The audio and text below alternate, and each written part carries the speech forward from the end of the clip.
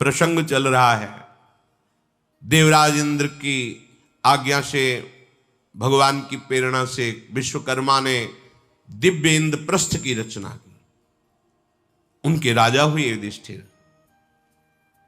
मायासुर ने दिव्य सभा की रचना की।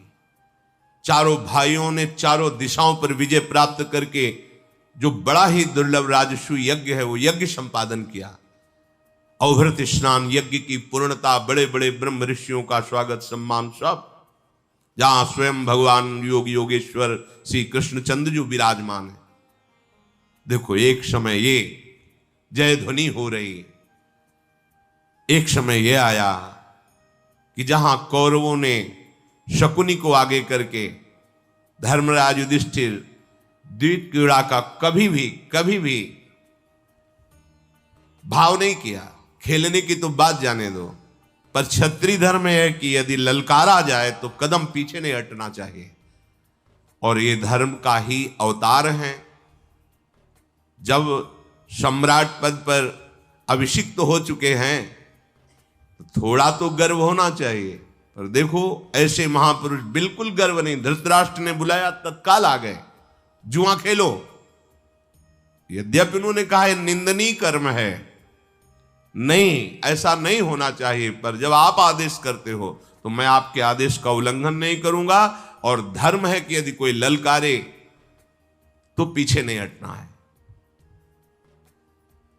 द्वित क्रीड़ा में एक ऐसा उन्माद चढ़ता है कि शायद अब की जीत जाए, शायद अब की जीत जाए। ऐसी ही प्रक्रिया में शकुनी प्रोत्साहित करता रहा युधिष्ठिर जी को। सब कुछ हार गए, यहां तक कि नकुल, सहदेव, भीम, अर्जुन और अपने आप को भी हार गए। तब शकुनी ने कहा, महाराज अब तो आपके पास कुछ नहीं बचा। एक धन है, अगर वो लगा दो तो सब वापस कर देंगे। द्रौपदी, यदि द्रौपदी को दांव में लगा दिया और तुम जीत गए तो सब वापस कर देंगे। और हार गए महाराज तो फिर द्रौपदी हमारी हुई। प्रलोभन जागृत हुआ कि शायद दांव पर लट जाए, पर वो कपटी सिद्धहस्त द्वित क्रीड़ा का पांसे उसी के पक्ष में पड़े और द्रौपदी को हार गए। दुर्योधन ने प्रातिकामी को आदेश किया, उसका निज सेवक है, जाओ द्रौपदी को बुलाओ, सभा में लाओ। प्रातिकामी से द्रौपदी ने कहा कि इस समय मैं रजस्व लाऊं, स्त्री धर्म से युक्त हूं, एक वस्त्र धारण किए हुए हूं और सभा में किसी भी तरह मैं नहीं जा सकती। पर यह सभा में पूछ के आओ कि महाराज पहले अपने को हारे हैं या मेरे को? क्या ये धर्म है अपने को पहले हारने के बाद मुझे दांव में लगाने का उनका धर्म बनता है? प्रातिकामी गया, कोई भी उत्तर सभासदों ने नहीं दिया। दुर्योधन ने फटकारा उसे। अंततो गत्वा दुशासन को आदेश किया, जाओ और द्रौपदी दासी है उसको घसीटते हुए यहां लाओ। दुशासन द्रौपदी के परम पवित्र केश जो अवभृत स्नान से पवित्र हुए हैं, ब्रह्म ऋषियों के मंत्र द्वारा जिनका राजसूय यज्ञ में अभिषेक हुआ है, ऐसी महारानी द्रौपदी को बाल पकड़ के घसीट के लाने की चेष्टा की। केश पकड़ने से द्रौपदी को कष्ट हो रहा, उससे ज्यादा कष्ट हो रहा है कि जो गुरुजन है उनके सामने एक वस्त्रा ऐसी अवस्था में जाना। बार बार वो निवेदन कर रहे हैं, दुशासन तू समझ, मैं कोई और नहीं हूं, तू मेरे ही परिकर का, मेरे ही परिवार का है, ऐसा तुझे नहीं करना चाहिए, तेरी दृष्टि मेरे प्रति पूज्य होनी चाहिए। पर मदांधता, आसुरी बुद्धि, ये विनय आदि नहीं सुनती। श्री द्रौपदी जी ने कहा, अय क्रूर कर्मा, दुराचारी दुशासन, तू इस तरह मुझे मत खींच, नहीं तो इंद्र आदि देवता भी मिलकर तुझे नहीं बचा सकते। मेरे पति महाबलवान हैं, ये अत्याचार नहीं सह सकेंगे। महात्मा युधिष्ठिर सदैव धर्म में स्थित रहते हैं और धर्म का बड़ा सूक्ष्म स्वरूप है, इसलिए मैं उनके ऊपर कभी कोई दोष नहीं कर सकती कि उन्होंने क्यों हारा। बिल्कुल नहीं। छोटे से छोटी बात भी मैं दोष युक्त उनकी ना देख पाऊंगी ना सुन पाऊंगी, क्योंकि उनका जो निर्णय होता है धर्म से युक्त होता है। तो सभा में मत ले चल, ये पापपूर्ण कृत्य मैं देख रही हूं कि तेरे सिवा कोई और नहीं कर सकता है। निश्चय तेरी मृत्यु नजदीक है। जान पड़ता है द्रोणाचार्य, पितामह भीष्म, महात्मा विदुर, राजा धृतराष्ट्र में कोई भी धर्म और शक्ति नहीं रह गई। ये महापुरुष इस पापाचार की तरफ दृष्टि डाल करके भी क्रोध युक्त क्यों नहीं हो रहे? कौन सुने? दुशासन घसीटता हुआ सभा में ले गए। क्या हालत हो रही होगी उस समय द्रौपदी जी की, जिनको आज तक कुरुवंशी देख ही नहीं पाए। ऐसी सुरक्षा व्यवस्था और पाल की महारानी है, किसी मनुष्य से प्रकट नहीं हुई, यज्ञशाला से प्रकट हुई देवी हैं।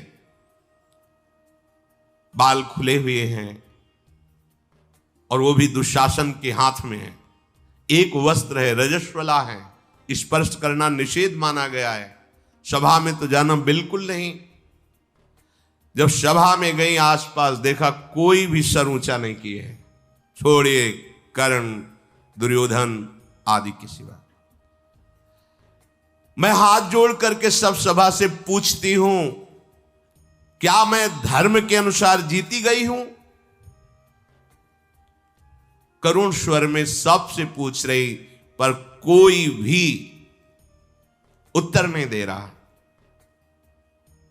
तब बड़ी करुणा दृष्टि से पांडवों की तरफ देखा और देख करके अश्रु प्रवाह करते कि आप जैसे वीरों के द्वारा रक्षित होने पर भी मेरी ये दुर्दशा कि सभा में केस पकड़े खड़ा हुआ है दुशासन।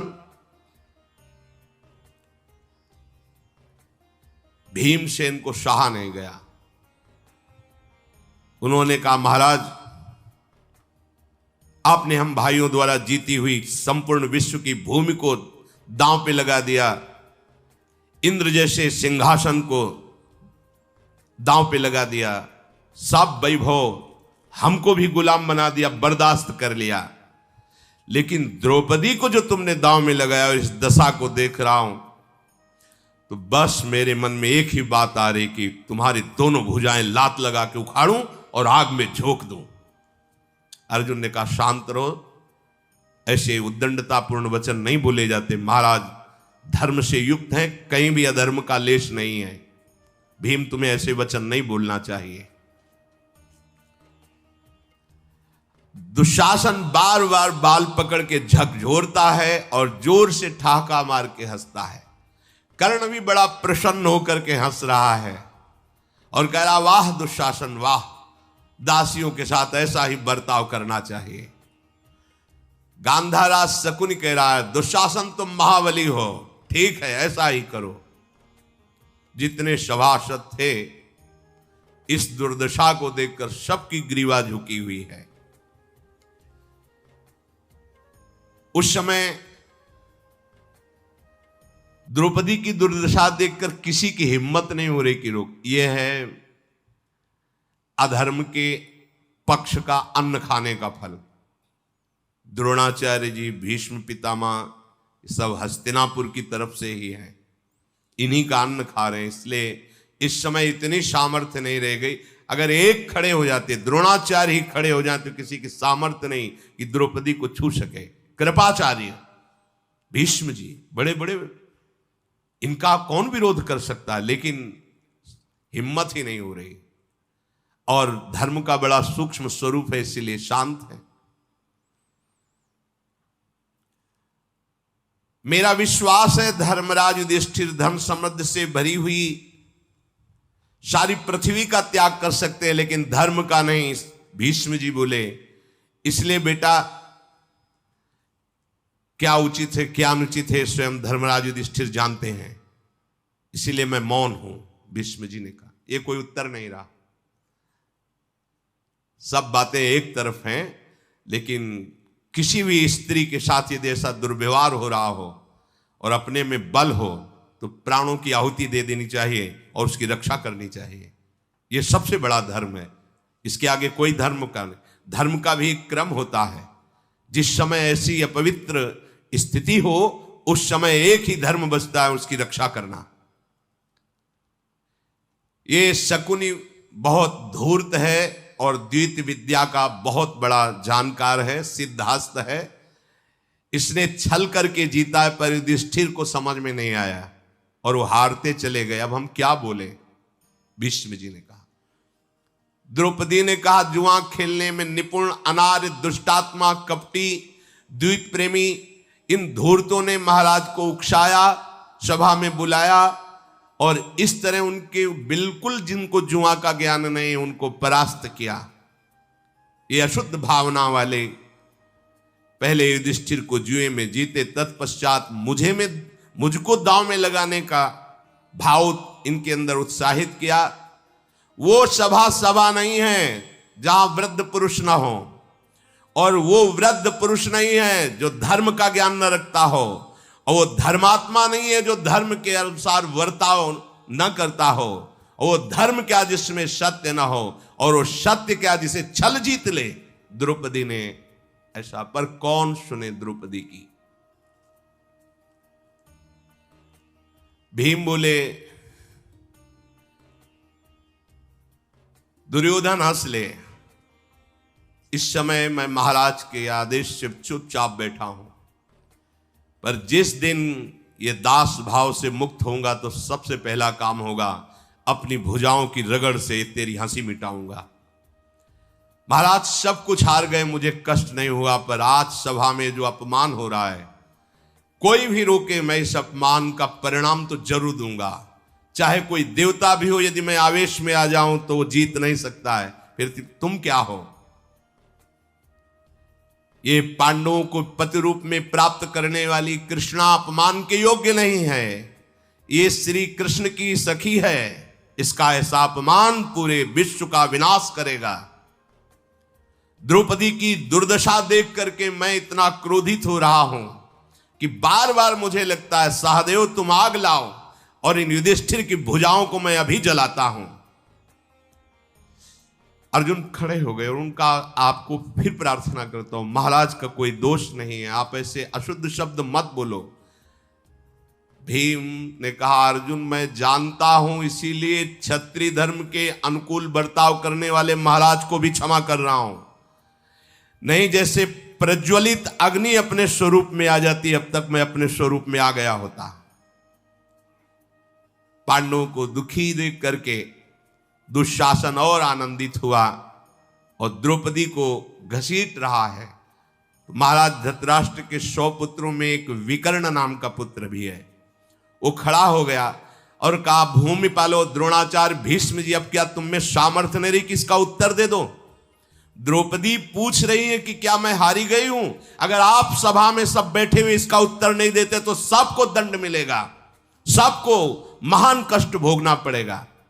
भीष्म, धृतराष्ट्र, कुरुवंश के सब वृद्धजन सुन लो, विदुर जी सब सुन लो, यदि तुमने द्रौपदी का उत्तर नहीं दिया तो सबको महान कष्ट प्राप्त होगा। ये मैं सत्य वचन कहता हूं। आपके उत्तर की केवल आवश्यकता नहीं, द्रौपदी समर्थ है अपने बचाव के लिए, पक्का। द्रौपदी चाहे तो सभा को भस्म कर सकती है। विकर्ण ने जब सभासदों से बार बार ये बात कही तो कोई भी कुछ नहीं बोला।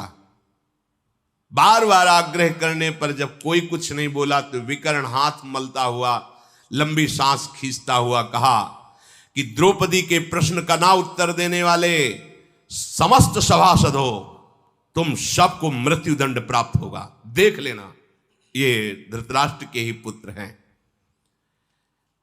मैं सत्य को साक्षी करके कहता हूं, इस सभा में जो भी द्रौपदी का उपहास कर रहे सब मृत्युदंड को प्राप्त होंगे। ये पांडुनंदन युधिष्ठिर को जो छल पूर्वक हराया गया है, ये द्रौपदी को दांव पे लगा करके जो जीता गया है, इसका परिणाम केवल मृत्यु है, केवल सर्वनाश है। कर्ण ने क्रोध में भर करके कहा, है तू घर का है या बैरी है? अपने भाइयों के प्रति ऐसा साप दे रहा है। ठीक कर रहा है दुर्योधन और दुशासन। कर्ण ने विकर्ण को डांट लगाई। विकर्ण है धृतराष्ट्र का पुत्र। ए धृतराष्ट्र कुमार, तुम द्रौपदी को क्या जीती हुई नहीं मानते? सभा में जब युधिष्ठिर दांव पे लगा रहे थे तब क्यों नहीं रोका भीम ने कि मेरी भी पत्नी है? अर्जुन ने क्यों नहीं रोका? मौन रहना तो मौन स्वीकार का लक्षण होता है। अर्थात पांचों ने मिलकर के द्रौपदी को हारा है। वाणी द्वारा कहकर द्रौपदी को दांव पे लगाया है। पांडवों ने मौन होकर स्वीकार किया है।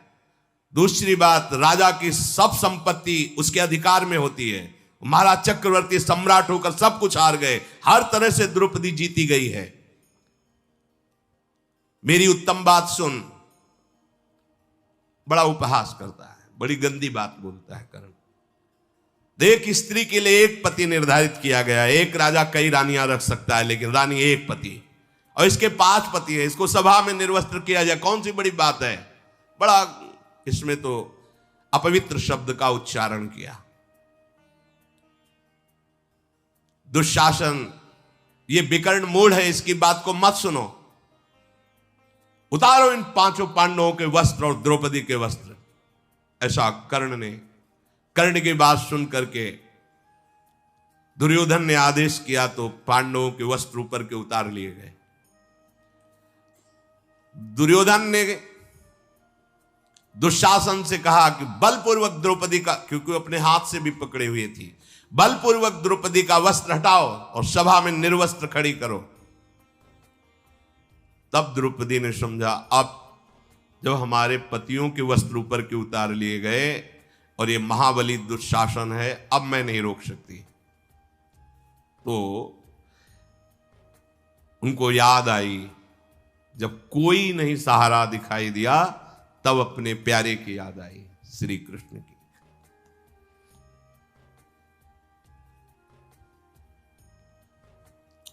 जीव की यही दुर्दशा है, वो पहले भगवान को याद नहीं करता।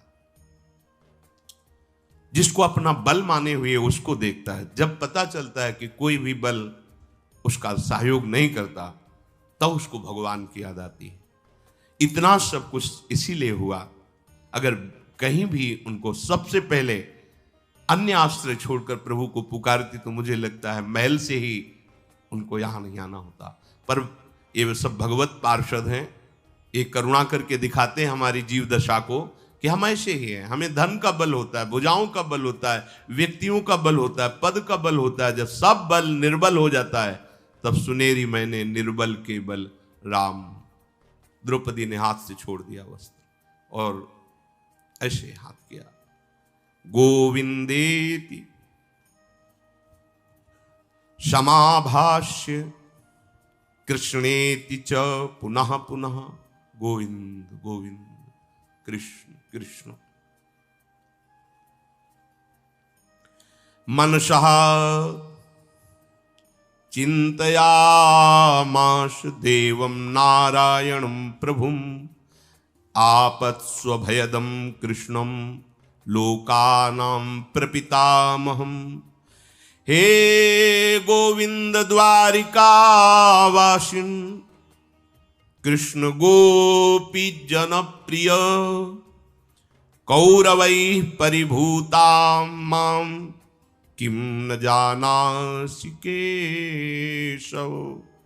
हे नाथ हे रमानाथ ब्रजनाथार्तिनाशनम् कौर्णवार्णो मग्नां मामुद्धरस्व जनार्दन। कृष्ण कृष्ण महायोगिन विश्वात्मन विश्वभावन प्रपन्नां पाहि गोविंद कुरु मध्ये वसीदति। हे कृष्ण हे गोविंद हे द्वारिकावासिन, हे प्रभु, हे गोपीजनों के प्राण वल्लभ, क्या आप नहीं जान रहे इस समय मेरी क्या दशा है? हे नाथ, हे रमानाथ, हे ब्रजनाथ, हे जनार्दन, इस कौरव रूप सभा में मुझे निर्वस्त्र किया जा रहा है, मैं डूब रही हूं, मेरी रक्षा कीजिए। हे सच्चिदानंद स्वरूप श्री कृष्ण, हे महायोगिन, हे विश्व भावन गोविंद, आप मेरी रक्षा करो, मैं आपकी शरण में हूं। तीनों लोकों के स्वामी श्याम सुंदर, हे श्री कृष्ण, आप पधारिए, मेरी रक्षा कीजिए। शांत, सब छोड़ दे। याज्ञसेन्यावचः श्रुत्वा कृष्णो गह्वरितो भवत्, त्यक्त्वा शय्यासनं पदभ्यां कृपालुः कृपयाभ्यगात्। कृष्णं च विष्णुं च हरिं नरं च त्राणाय विक्रोशति याज्ञसेनी। ततस्तु धर्मोऽन्तरितो महात्मा, समावृणोद्वै विविधैः सुवस्त्रैः। जे भी द्रौपदी जी हे कृष्ण, हे गोविंद, हे नाथ ऐसा पुकार रहे, भगवान दौड़े, पर सोचा विलंब हो जाएगा, इसलिए अंतर ध्यान होकर द्रौपदी के वस्त्र बन गए। भगवान का चीर अवतार हो गया, वस्त्रावतार हो गया। दुशासन खींचता जा रहा है और नवीन नवीन वस्त्र यहां से पल्लू नहीं हटा पाया। अनेक रंगों के वस्त्र प्रकट हो गए, अंबार लग गया वस्त्रों का। 10,000 हाथियों का बल रखने वाला दुशासन खींचते खींचते थक करके गिर गया। पूरी सभा में हाहाकार मच गया। द्रौपदी आंख मूंदे शांत भाव से खड़ी है। दुशासन थकित होकर के बैठ गया। भीमसेन खड़े हुए, उन्होंने कहा, समस्त सभासदों, मेरी बात पर ध्यान दो। आज के पहले किसी ने ऐसी बात नहीं कही होगी। ये खोटी बुद्धि वाला दुशासन जैसे द्रौपदी के वस्त्र को बलपूर्वक खींच रहा था, ऐसे ही मैं बलपूर्वक इसको घसीट करके सबके बीच में महायुद्ध में पटकूंगा, इसकी छाती फाड़ूंगा और रक्त पीऊंगा। ये मैं आप प्रतिज्ञा लेता हूं। अगर मेरी ये प्रतिज्ञा झूठ हो तो मुझे कभी सदगति प्राप्त न हो। इसको पटक कर मारूंगा, अपने हाथों से इसकी छाती फाड़ूंगा और इसका खून पीऊंगा। सब कांप गए। दुशासन शक्तिहीन चुपचाप लज्जित होकर बैठा हुआ है, वस्त्रों का अंबार लगा हुआ है। सब और धिक्कार है दुशासन को, दुर्योधन को, कर्ण को। ऐसी बातें होने लगी। गांधारी जी ने जब सुना, कांप गई कि द्रौपदी सती है, देवी है, अगर उसने ठान लिया तो निश्चित सर्वविनाश हो जाएगा।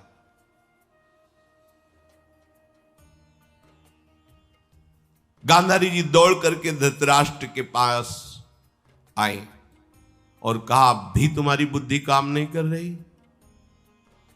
अगर आप द्रौपदी को प्रसन्न नहीं किए तो अगला कदम होगा, ये सारी सभा भस्म हो जाएगी। द्रौपदी की क्रोधाग्नि से मैं जानती हूं सती का कितना बल होता है। अगर उसने रोष दृष्टि कर ली तो सब भस्म हो जाओगे। महाराज धृतराष्ट्र, आप जल्दी से जल्दी द्रौपदी को प्रसन्न कीजिए। द्रौपदी ने कहा कि आज जो कौरव सभा में अपमान हुआ, मेरे केश खुले।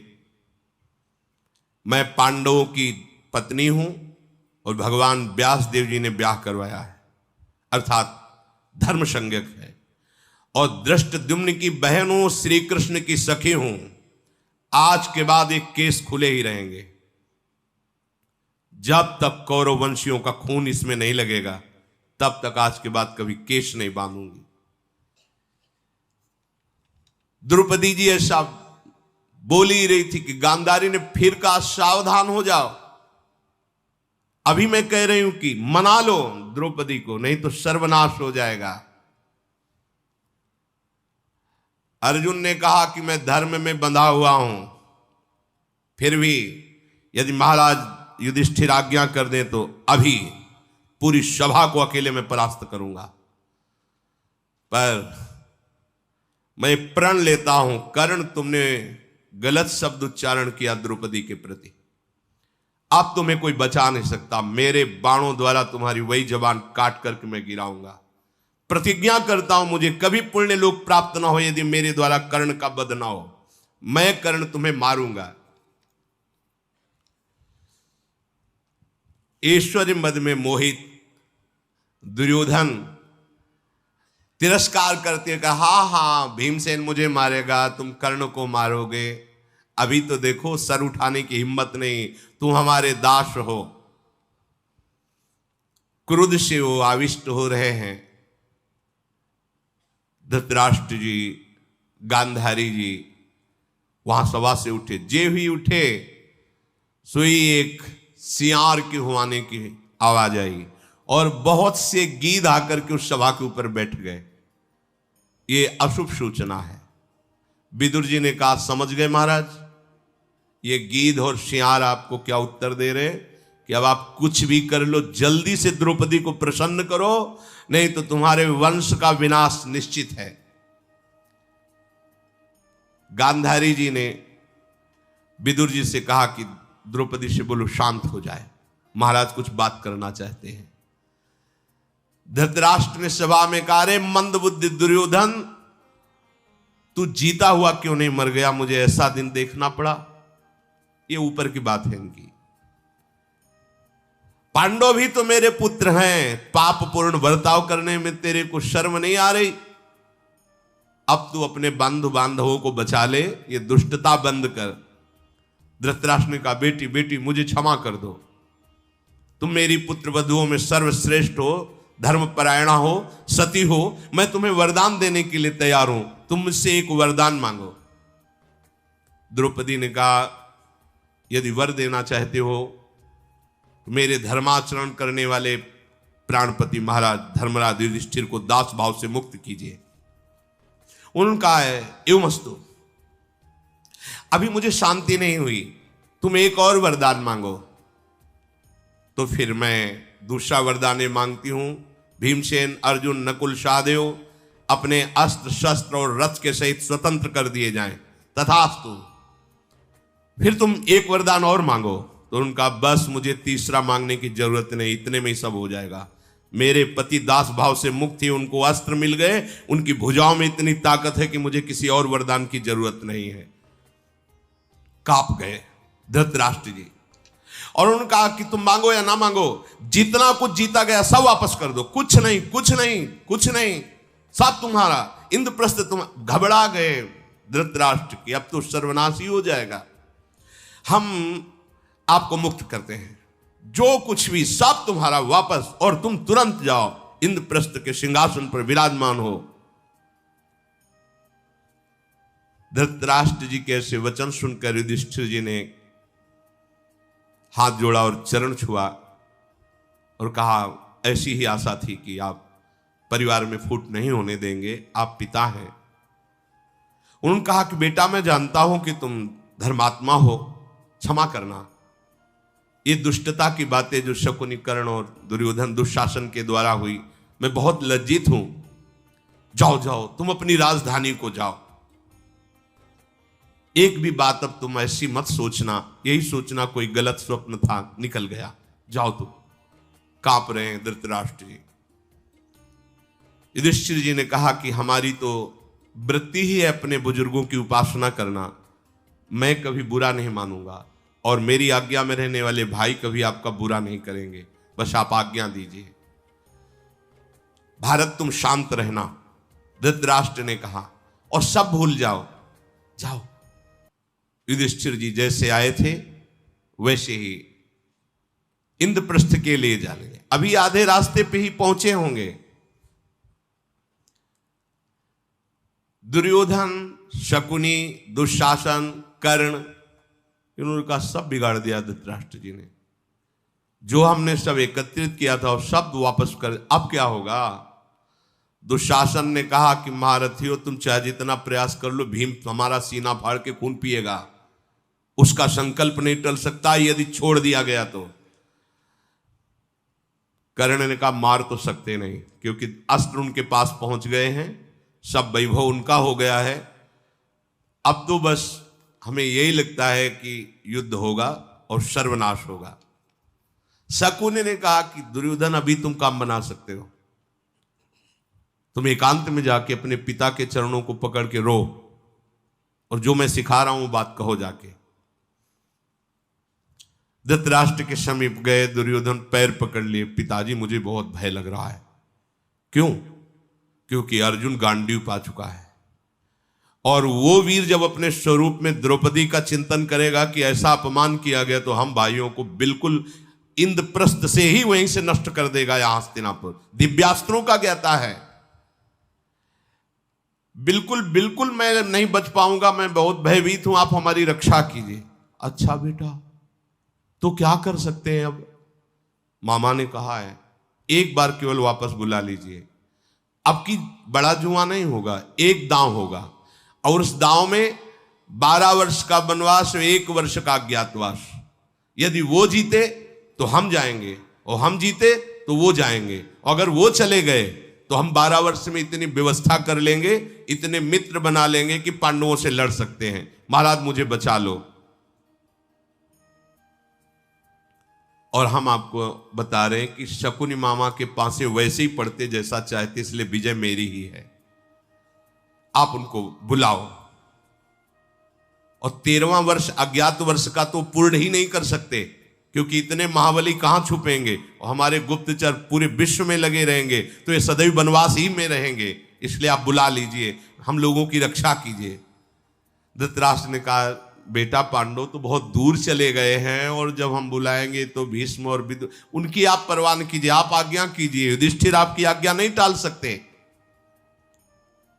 द्रोणाचार्य, सोमदत्त, वाल्मीकि, कृपाचार्य, विदुर, अश्वस्थामा, पराक्रमी, युत्स, भूरिश्रवा, भीष्म, विकर्ण, जब इन सबको सुनने को मिला तो तुरंत आए, और धृतराष्ट्र का महाराज फिर गलती करने जा रहे हो? तो उनका मैं अर्थ अनर्थ कुछ नहीं देखता, अपने पुत्र की शांति चाहता हूं, इसलिए मेरी आज्ञा का तत्काल पालन किया जाए।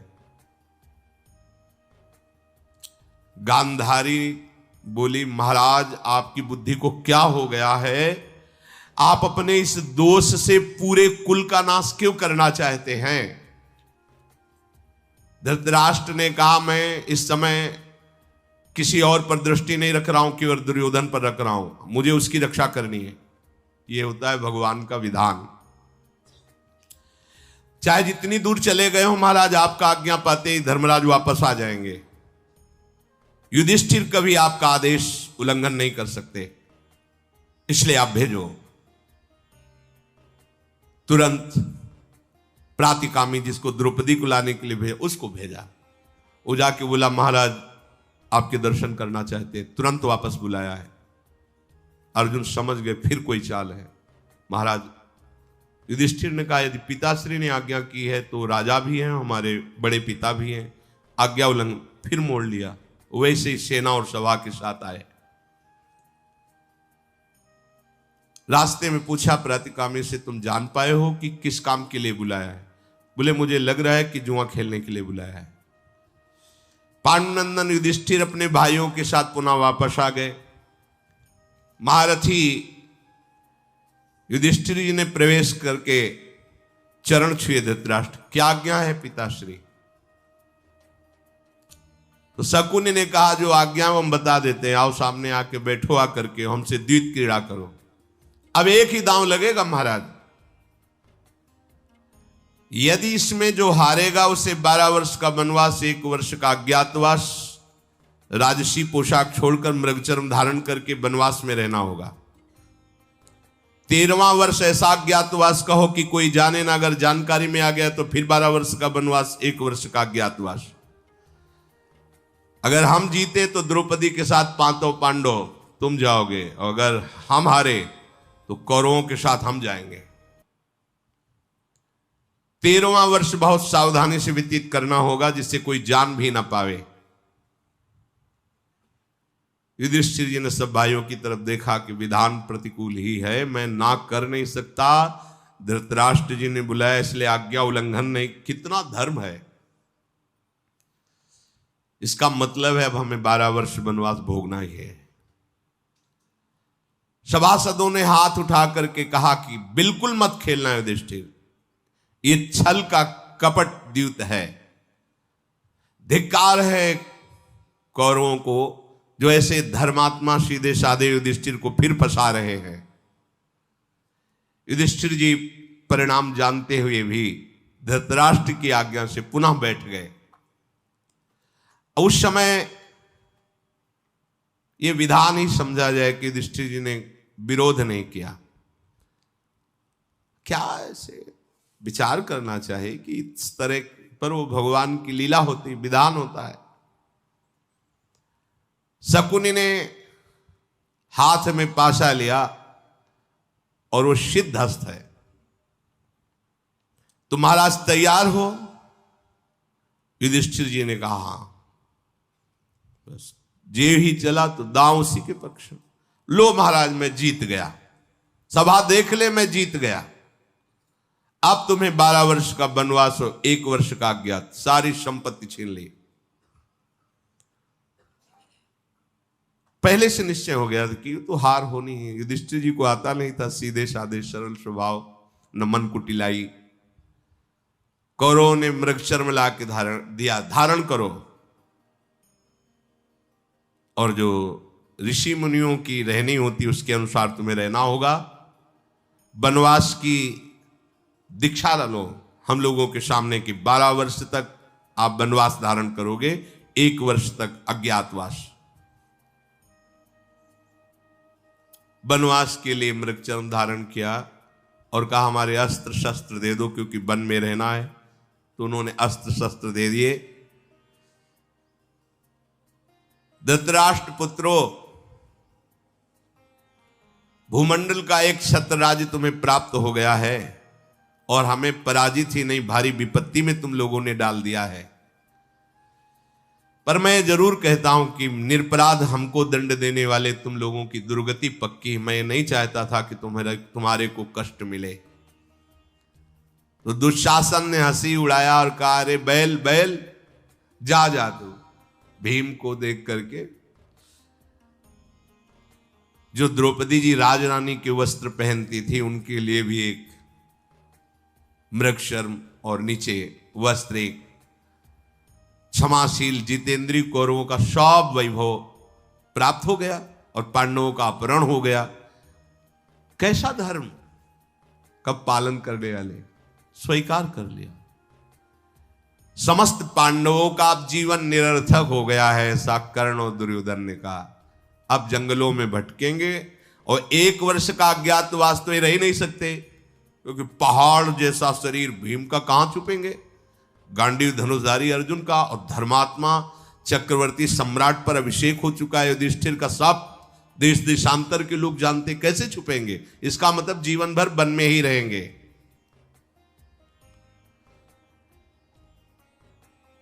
कर्ण ने, दुर्योधन ने कहा कि हां, कुल भीलों से भी गिरे हुए अब तुम लगते हो, तुमसे अच्छे कोल भी लगते हैं।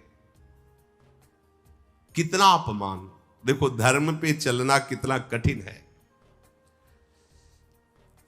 भीमसेन ने कहा, रे निर्लज्जो, कर लो बात जो करनी है तुम्हें, चाहे जितनी हंसी उड़ा लो। तो कौरवों के पुत्र नाचते हुए उनके आसपास ताली बजा के, और भीम से कहने लगे, ऐ बैल, अब तू कुछ बिगाड़ सकता है मेरा? भीम ने कहा कि नृशंस दुशासन, तेरे सिवा ऐसी कोई मजाक नहीं कर सकता। अब तुम जाओ, मुझे क्रोध मत दिलाओ। यदि कहीं क्रोध आ गया तो जो कसम खाई थी वो अभी पूरी कर देंगे हम। हमारे लिए कुछ दुर्लभ नहीं, पर महाराज की आज्ञा से मैं बंधा हुआ हूं। भीमसेन ने कहा कि दुशासन, दुर्योधन, कर्ण, सब सुन लो। तिरछे होके कहा, 12 वर्ष मेरे लिए वनवास रहना कोई बड़ी बात नहीं, क्योंकि मैं वन में ही पैदा हुआ हूं और वन में ही पला पोषा हूं। ये तुम्हारे लिए कोई कठिन बात होगी। मैं तो ऋषियों के बीच में ही रहा हूं, 12 वर्ष यूं काट के आया, पर 14वें वर्ष के लिए तुम तैयार रहो कि तुम्हारी दुर्दशा पक्की। मैं दुर्योधन का निश्चित वध करूंगा, अर्जुन कर्ण का संहार करेंगे, सहदेव शकुनी को पक्का मारेंगे। ये लिख लो आप लोग। जीव ही समस्त पूर्ववासियों ने ये सुना तो सब एकत्रित हो गए, लाखों करोड़ों की संख्या में, और उन्होंने कहा महाराज 12-13 वर्ष क्या, एक दिन भी हम आपके बिना नहीं रह सकते। नहीं नहीं, जहां हमारे धर्मराज युधिष्ठिर वहीं पूरी प्रजा साथ जाएगी। विदुर जी आए और कहा देखो कुंती को हम अपने पास ले जाना चाहते हैं, क्योंकि बहुत वृद्ध हो गई हैं और महल में रहना यहां ठीक नहीं है, इसलिए तुम्हें हम बता देते कि तुम निश्चिंत रहना, कुंती हमारे द्वारा सुरक्षित और सेवित रहेंगी। पांडवों ने विदुर जी को प्रणाम मुद्रा में कहा जैसी आज्ञा आप देंगे वैसा ही, हम सब आपके पुत्र हैं, वैसा ही हम चलेंगे। विदुर जी ने कहा कि देखो युधिष्ठिर तुम धर्म के ज्ञाता हो, ऐसा समय कभी कभी धर्मात्माओं के जीवन में आता है, घबराना नहीं, ये भी समय नष्ट हो जाएगा। सहदेव अर्जुन भीम सदैव संयम और प्रीता का बर्ताव रखना, महाराज युधिष्ठिर की कभी आज्ञा के विरुद्ध मत जाना।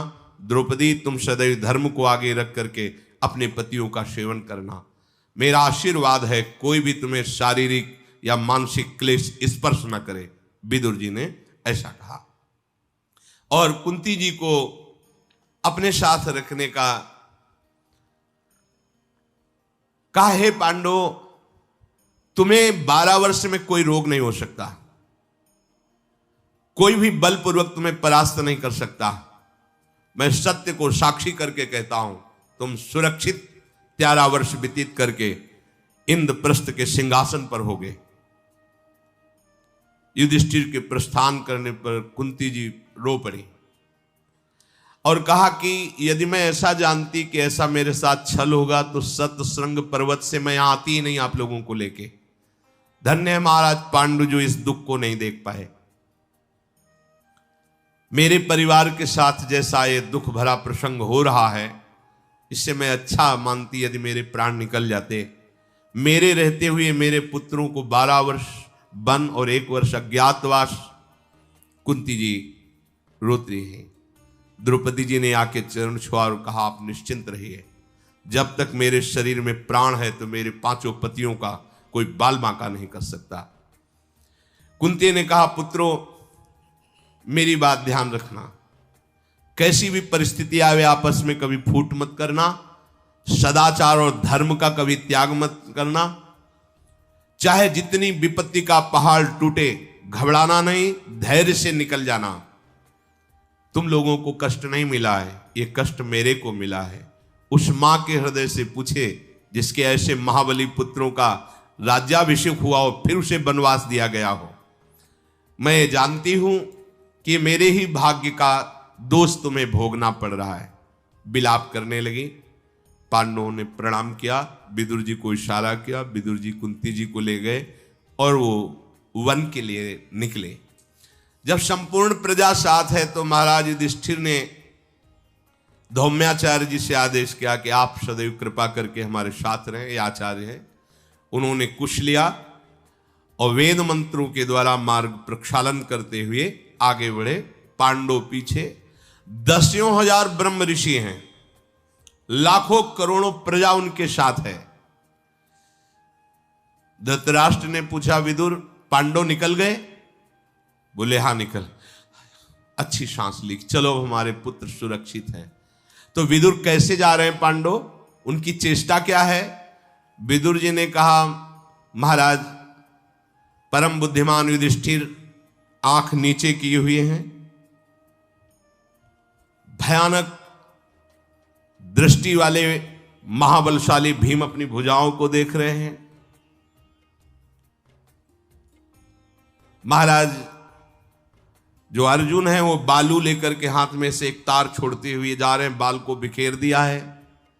नकुल पूरे शरीर में रज लगाए, सहदेव पूरे मुंह को मिट्टी से पोते हुए हैं। ऐसे आपके पांडुपुत्र जा रहे हैं। तो विदुर जी, इसका कोई मतलब हो सकता है? हां महाराज, ये चेष्टाओं का मतलब है।